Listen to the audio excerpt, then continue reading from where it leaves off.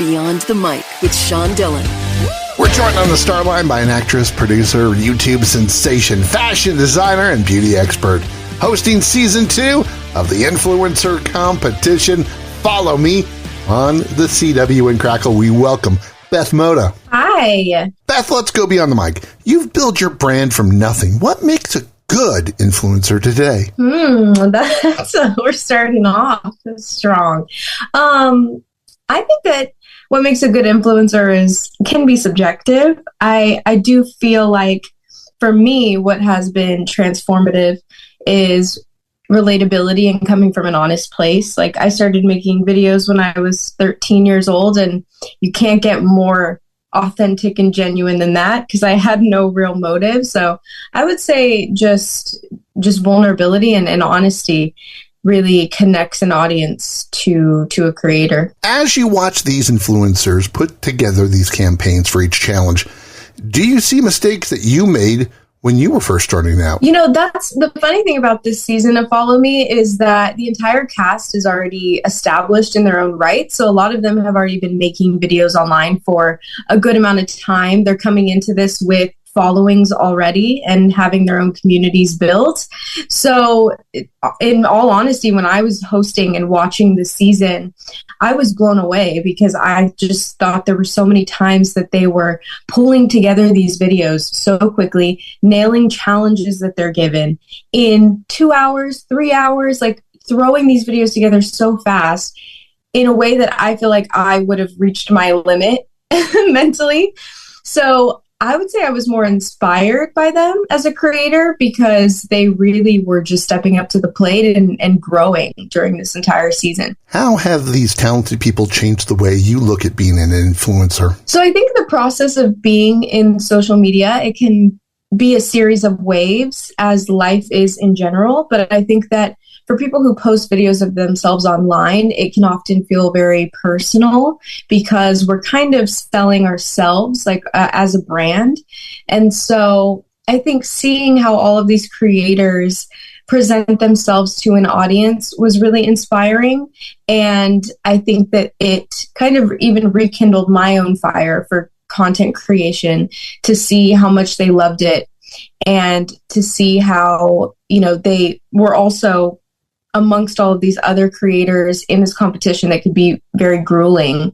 And they had such a strong sense of themselves that I think I took away from it feeling very inspired, and I think the audience will as well. What made working with Charlotte, Emily, Alan, and Courtney so special? So having the guest mentors come in is a really important part of the show, because these are all, you know, celebrity artists, creators that have been in the game for so long. So having people like Alan or Kika Kim we had this season, you know, so many great talented people.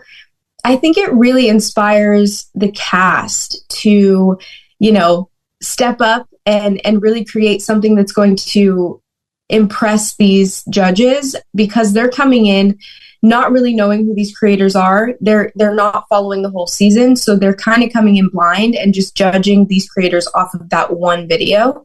And so I think that it really is an encouraging moment for the cast. Follow Me is on the CW and Crackle, and Beth Mota joined us beyond the mic for the Rockin' 8. Beth, all this is 8 random questions.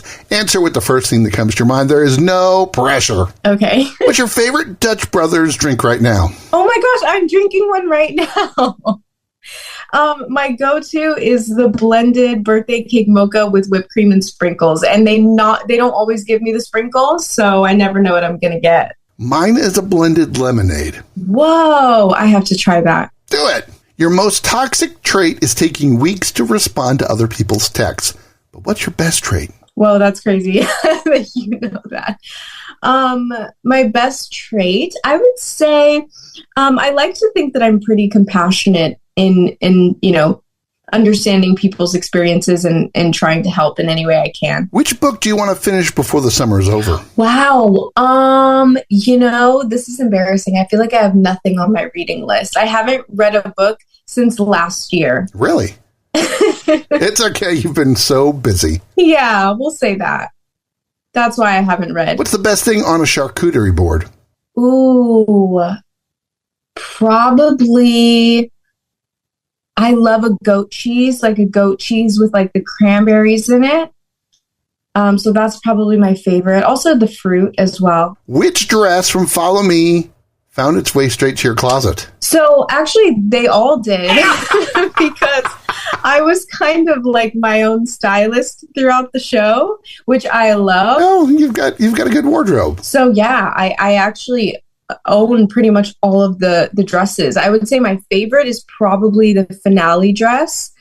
Yeah, I love that one. How is your typical Target shopping spree like? Ooh, I never really know what it's going to be. It's kind of like just a spiritual experience that comes over me. I kind of go into a trance and then whatever I come out with is what's meant to happen. But I always have to do a trip down like the skincare, beauty aisle, obviously. A lot of times I'll grab a little piece of clothing. They have a really good like blanket section. Like I love a throw blanket. It's usually a mix of different things. What's your favorite dance step?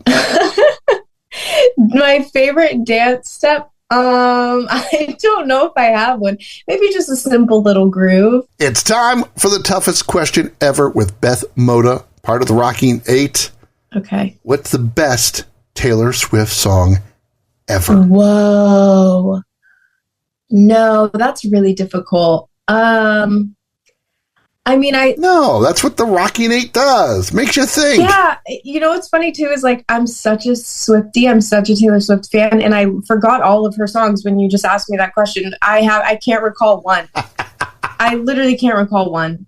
All Too Well, 15 Minute, like that's such a basic. Like I know it's like a staple. We'll allow it. Yeah, you know what? I blanked on all of them. I'm having a blank space. That's not funny. It is Beth Mota from Follow Me, and she joins us beyond the mic for the back half. You've looked back on some of your old videos and cringed. How have you changed from those first videos at 13 and evolved to where you are today? I mean, in every way, and also in so many ways, I'm exactly the same. I think starting out on social media at such a young age, I'm bound to obviously grow a lot, and a lot of that is online for people to witness. I would say social media has been a huge part in my growth as a person, I think, which I'm very grateful for.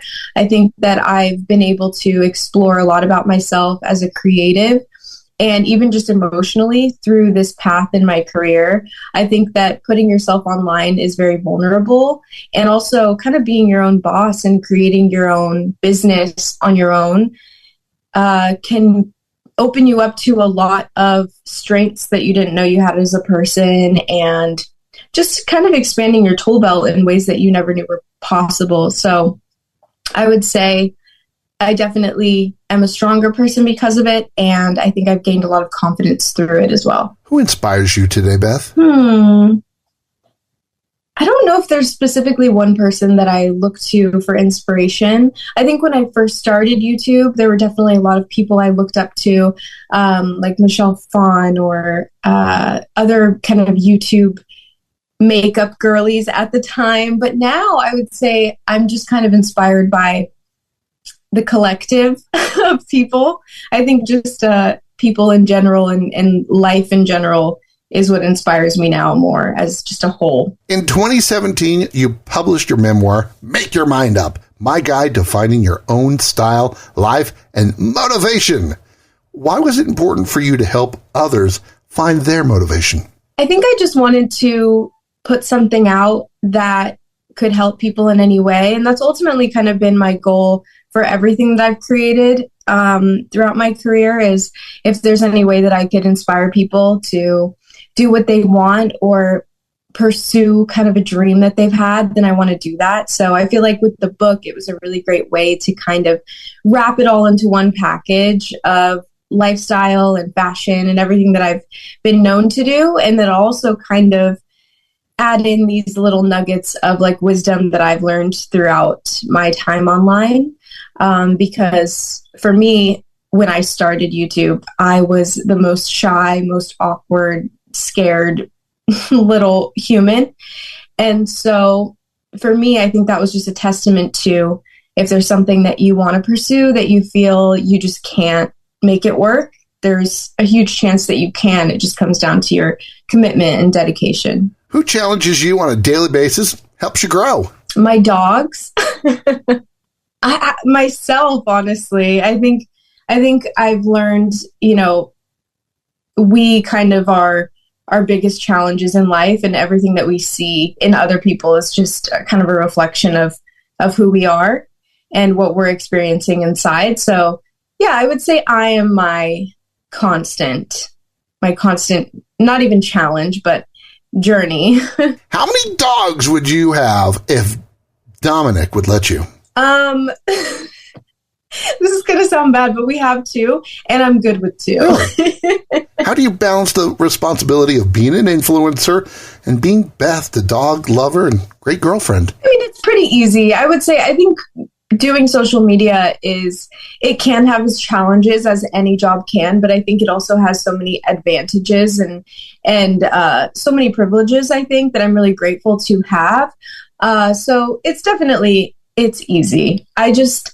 I love dogs so much. However, I feel like I am good being a dog mom of 2. I feel like a third would send my 2 boy dogs into orbit. What's the best thing about Dominic? I would say I think just being in a relationship with someone that you look up to so much and you're inspired by is just the greatest. I think he's super creative, and he's such an incredible artist in his own right. And so I would just say, from the creative side of myself, I've learned so much through him about so many different things and about myself. So yeah, it's like a built-in best friend, and also such an incredible opportunity to learn and continuously be inspired. Beth Mota joins us beyond the mic. She's hosting season 2 of Follow Me on CW and Crackle. Beth, how has social media become darker than when you started? And how do you keep the darkness from overcoming you? I feel like social media, when referencing kind of the dark side of it all, it's pretty much apparent in life in general. Like, any dark side of social media is out there in the real world as well, because we as humans are the ones creating it. So it's nothing that's particularly new or non-existent. It's always been there. And I don't think that social media now is necessarily any more dark than it was 10, 15 years ago. I think it's always been prevalent. I think it really comes down to what you focus on and what you choose to consume. I also think that now, obviously, with new platforms, we definitely have reached a point in social media where it's more accessible. So when I started, it was strictly YouTube, and then we got Instagram and TikTok, and now it's at a point where pretty much anyone can have a following overnight.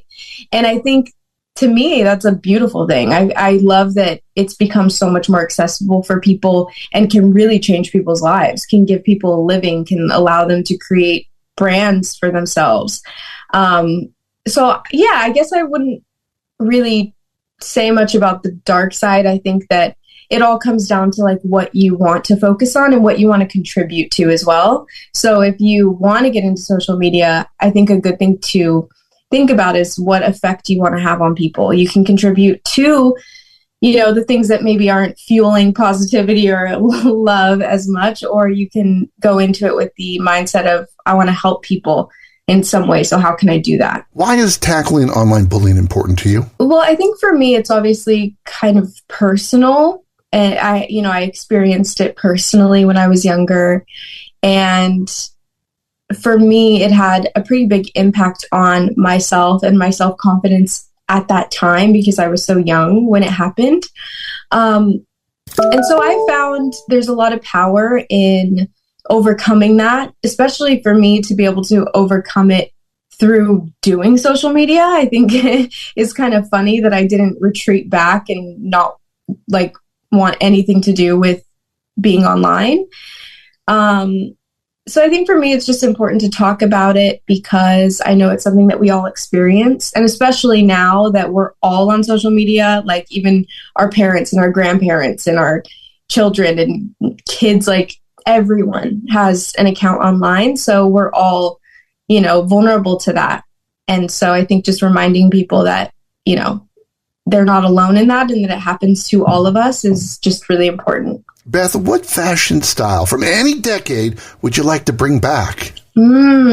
I would like to bring back, it's so funny. I feel like the trends that come back are the ones that I wanted to come back. Like I've been seeing ballet flats come back again, which I loved. I felt like we should have never gotten rid of them. They're comfortable. They're a comfortable shoe. So yeah, I would say those. I really appreciate all of the 90s stuff that's already been coming back for a long time now. I love the 90s style. So along that line, which trend do you want to see disappear forever, never to be seen again? Maybe like, this just is because for me, I don't think it works. Anyone that it works on, like you do you. For me, it's like the shorts that are really, really big and baggy and like go to the knee. I'm 5'3", so it just doesn't work. Like, it just doesn't work. I look like I'm wearing a tablecloth. So that could go for me. The skinny jeans, we've already kind of let those go, and I really do appreciate that because the skinny jeans were a jump scare for me when I look back on pictures of myself. So glad we're letting those go as well. We talked about a good influencer, but what makes a great influencer? What makes a great influencer? I would say someone who really knows what they have to offer their audience and has a good sense of their strengths and what makes them irreplaceable. I think there's so many people online, obviously, and sometimes that can feel really defeating. Like I'll have a lot of people ask me how they can get into social media when there's so many people on it already, and there's so many people who are already doing what they would want to do. So I think that if you can have something about you that you can offer to an audience that makes you different or makes you unique, and we all have that. I think also a lot of people feel like they don't, but I think everyone has a little spark in them that people love. It's why your friends love you. It's why your family gravitates towards you. It can be something in your personality. And I think when you harness that and you focus on that and implement it into what you are creating, that's what will draw in your audience versus kind of trying to chase the trends or trying to chase the numbers. So ultimately, yeah, I would say focusing on what you can give to the audience versus what they can give you. What was the challenge from Follow Me that you think was too easy or too hard? You know, I don't have a specific one. I would say all of the challenges, this sounds like such a blanket answer, but all of the challenges, for me, genuinely, I was like, how are they doing this? Because to pull it together like in an hour is crazy to me. So also a lot of times the brands would come in. So since the series is sponsored by Mars Wrigley, they're able to work with like Skittles or M&M's, Snickers. So they would create these challenges for the creators. And oftentimes they'd be put onto a team. So you'd have someone who does makeup and someone who does fitness creating a video together in 2 hours. That already, to me, I'm already stressed. And so I feel like it's hard to pick out a single challenge because the whole season, I was like, how are you guys doing this? Would you like to do a Follow Me challenge once? Oh, I would cry. I think I was so impressed by everyone in the season that I don't know how they did it, because since I've been in social media for so long, and I don't think I've ever had the turnaround on videos that they were given, like to edit something and film it so quickly and come up with the concept so fast. So I'm sure it would be fun, but I also think I would be severely stressed out. But also everyone on the cast, I would also be honored to work with. I think they were all so talented. And it's also really cool to see how they're all kind of in their own niches. Like pretty much no one on the cast does the same thing. They're all kind of experts in their own field. It's time for 2 possible questions with Beth Mota beyond the mic. Who's the one person from the Follow Me group that you would like to work with? No, that's rude. Okay. That's so hard. See, it's called the impossible question for a reason. The entire cast is so talented, but if like today you were like, oh, you're going to shoot a video with somebody, I would have loved to work with Kayla Beauty. So she's our makeup girl on the season. And because I've done a lot of stuff in beauty in my YouTube channel over the years, I was blown away with her talent this season. Like the makeup looks that she created were insane. She also just has such a beautiful heart and soul, and you could tell she loves what she does. And so I would love for her to do my makeup because I just feel like it would be unreal. If you could do a challenge with a judge, which judge would you like to team up with? Maybe Jordan Jones, just because we had such a blast when she came on and mentored the season. We've known each other for quite a while, and she's so sweet. And so I feel like we would bring it. If the world of social media just disintegrated, you had to do something else, what would be your dream job? That's difficult. Maybe I would be a dog walker. Because I don't want a third one, but I would like to just walk them all. Target is just a spiritual experience, would be a dog walker if social media went away, and wants you to watch Follow Me on the CW and Crackle. Beth Mota, thanks so much for taking the time to talk with us today. Thank you. And that, my friends, is a Beyond the Mic shortcut. If you're enjoying these conversations, please check out another Beyond the Mic episode to find more actors, artists, and people you need to know. We'd also appreciate a like and subscribe on the Good Pods app.